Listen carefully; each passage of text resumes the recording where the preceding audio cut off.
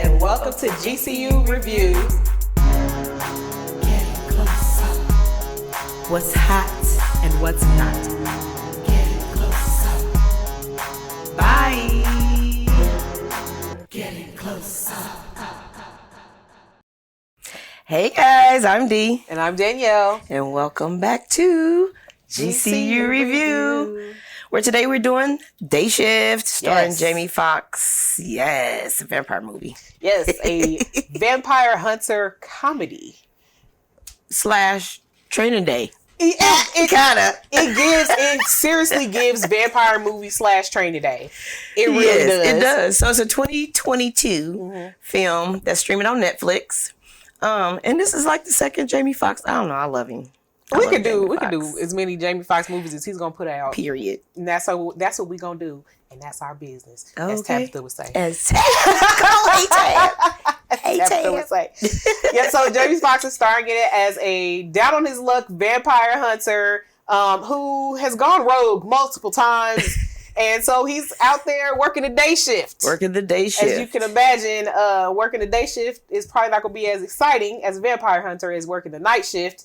And again, that's because he messed up multiple times. Oh my goodness. He got a bunch of vampires to run out during a birthday party because he was like, I don't know. He did a lot. They had a book this thick on him. But anyway, it also has Dave Franco in it as Seth.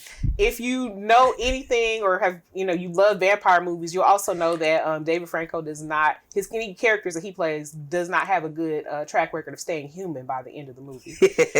I like Dave Franco because he's that undercut funny. You know what I'm saying? He don't really try to be funny, but really, some of the things he said, you'd be like, oh, that was funny. That was funny.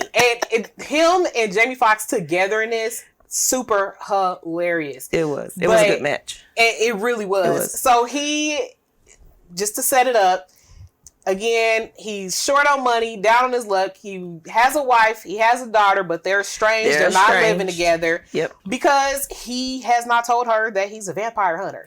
And the wife, Megan Good. Is Megan Good. And so she's in this too. They play off really well together, I think. Yeah. He also has a daughter, Zion. Is it Brodernard? I don't want to mess the baby name up. I don't want to mess it up either. But the character she plays is Paige. Broadneck, I think is what it is. Broadneck. Okay. Something like that. I don't want to butcher his baby's name. She did a great, great job. But he's trying to save his family, basically. Because like I said, he's estranged from his wife. He's not making a whole lot of money. He's living in a raggedy apartment at the time. And he's vampire hunting in order to get the bounties by taking the teeth out after he takes them out, in order to get money to help his daughter stay in school and to basically keep his wife in LA with him. This is all centered in LA. I love the soundtrack. Yeah. The soundtrack was very LA. Of course. Yeah, Snoop Dogg. And Snoop Dogg's in the movie. Snoop Dogg's in the movie as Big John. Big John. He was the cowboy. I just got the double entendre. So he was a cowboy vampire slayer. He was good as a cowboy vampire slayer. I will say that. There's a lot of nods in this movie to other vampire movies and vampire lore. I noticed. Again, Jamie Foxx's character, Bud. He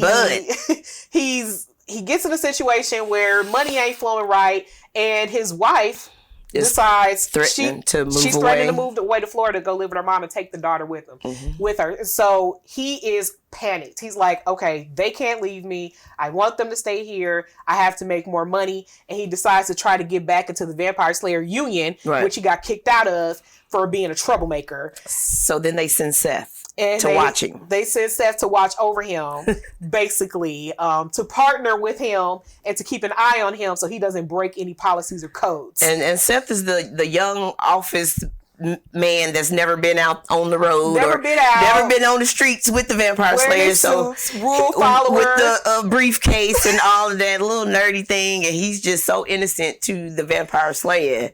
But like you said, here comes the training day. That's where the training day thing comes in, because Bud is very gritty. I love the fight scenes in this. Yes. The fight scenes in this are done so well. The first scene, that was the one for me. The first scene, it started off with him fighting this old lady, and boy, she was whooping his tail. He thought it was a sweet old lady, and he's like, "No, she a vampire. She didn't go out easily. She contorted her body and flipping all over stuff. She was everywhere. Like, he had her down here, and her foot went up there. He's punching her, and she kicked him on top of his head." Oh yeah, that was a good fight. He was getting his ass whooped for some of the movies, but he prevailed. And you meet some other characters in it too, other vampire slayers. You get to go see the union that they all work at. And what I thought was really cool there is they had a picture of Frederick Douglass and Abraham Lincoln on the wall. And there was that Abraham Lincoln Vampire Slayer movie. So like in this universe, that was true, and Frederick Douglass apparently was also a vampire slayer. Right. So I love little nods to other movies and other vampire lore like that. It was just pretty funny to me, like just the juxtaposition between Bud and Seth being very straight-laced. They eventually become friends because Seth realizes, rather than trying to take Bud down by catching him on all these policy violations. Because that's really what they really wanted. They just really wanted him to not be there anymore in the union.